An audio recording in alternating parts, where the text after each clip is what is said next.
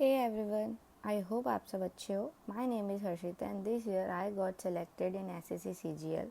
Along with that I also cleared IBS in selection phase exams too.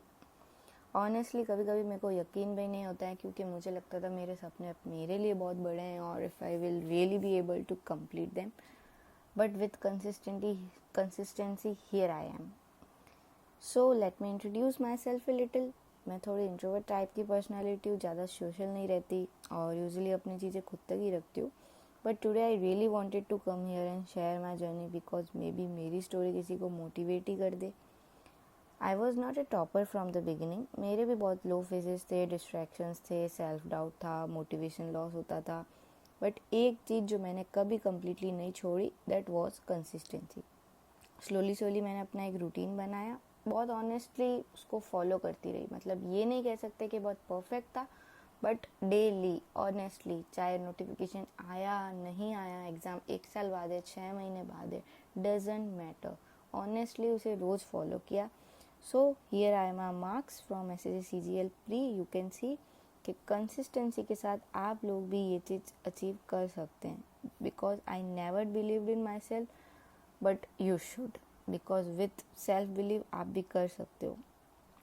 So this is a strategy from my preparation phase. Like मेरे को लगता है SSC का जो preparation करते हैं हम, उसमें 3 फेजेस होते हैं और यू कैन से मोटे मोटे 2 फेजेस होते हैं. सबसे पहले एक प्रिपरेशन फेज जहाँ हम 1 से 1.5 साल में पूरी प्रिपरेशन, क्योंकि ये हम बार बार नहीं कर सकते, पढ़ाई एक बार ही करेंगे.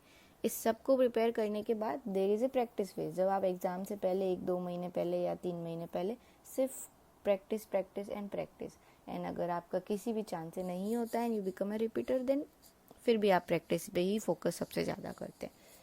सो from my preparation strategy, here is the points to keep in mind. सबसे पहले एक स्ट्रेटेजी, मैंने एक ओवरऑल आउटलाइन बनाया कि मुझे जो चीज़ें करनी है वो कैसे करनी है, and then I made a schedule around it. So my preparation time was 1 to 1.5 years. मैंने कंसिस्टेंटली उस टाइम इस चीज़ के बारे में नहीं सोचा कौन सा एग्ज़ाम आ रहा है, कौन सा एग्ज़ाम नहीं आ रहा है, नोटिफिकेशन आ रहा है नहीं आ रहा है. मेरे माइंड में एक चीज़ क्लियर थी, पढ़ाई सिर्फ एक बार ही होगी और बहुत अच्छे से होगी. मैं बार बार जाके किसी की क्लासेस नहीं देख सकती, किसी से नोट्स नहीं बना सकती, वरना मेरा टाइम वहीं चला जाएगा. सो माई स्ट्रेटेजी, मेरी स्ट्रेटेजी क्या थी, मैंने एक थ्योरी और एक प्रैक्टिकल सब्जेक्ट लिया. पहले मैंने मैथ्स एंड इंग्लिश ली, देन मैंने GK रीजनिंग ली. इससे बर्नआउट बहुत कम होता है और एफिशिएंसी बहुत ही ज़्यादा आती है. सो आप भी अगर मेरी स्ट्रेटेजी फॉलो करें तो आप ये कर सकते हैं. And then what was my study schedule, I used to study around 8 hours a day and 6 days a week. Sunday मेरा वैसे ऑफ रहता था, बट मैं 1 to 2 hour अपना जो भी पहले का है उसका रिविज़न छोटा मोटा देख लेती थी. बहुत ज़्यादा नहीं क्योंकि मंडे को पढ़ने का मन नहीं करेगा, एंड बहुत कम नहीं क्योंकि हमें रिवीजन इज़ द की, थोड़ा बहुत रिवीजन तो करना ही पड़ेगा. एंड सबसे इम्पॉर्टेंट ही अगर आप बोलो मेरे प्रिपरेशन फेज़ में कोई चीज़ रही है या फिर लोगों से मुझे जिसने अलग बनाया, I use to never skip revision. जो मैंने सुबह पढ़ा है वो मुझे शाम को रिवीजन किए बगैर बेड पे नहीं जाना है, मतलब नहीं जाना है, चाहे कुछ भी हो जाए. एंड मैं आपको भी यही सजेस्ट करूँगी कि रिवीजन सबसे ज़रूरी है आपकी प्रिपरेशन फेज़ के अंदर. आप उसको चाहे कुछ भी हो जाए स्किप ना करें. So my final message is, if मैं कर सकती हूँ देन आप भी कर सकते हैं.